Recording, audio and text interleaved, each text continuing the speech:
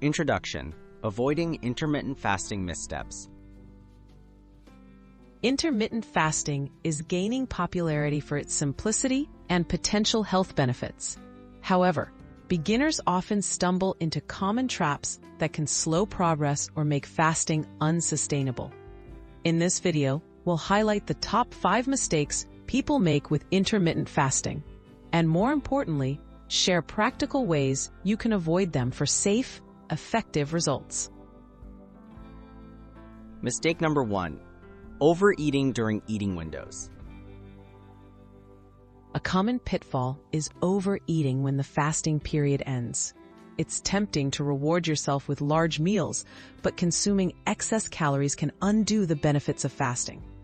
Focus on balanced, whole food meals rich in protein, fiber, and healthy fats.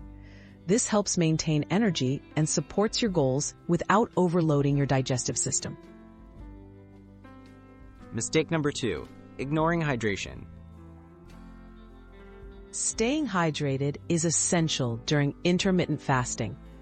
Many forget to drink enough water, which can lead to headaches, fatigue, and cravings mistaken for hunger. Drink water regularly throughout the fasting and eating periods. If your plan allows, unsweetened tea or black coffee can help keep you hydrated and curb your appetite. Mistake number 3: choosing too strict a fasting plan. Jumping into long or intense fasting schedules may cause burnout, irritability, or nutritional deficiencies. Start with a moderate fasting window, such as 12 to 14 hours, and gradually increase as your body adapts. Listen to your body and adjust your approach rather than forcing yourself into an unsustainable routine.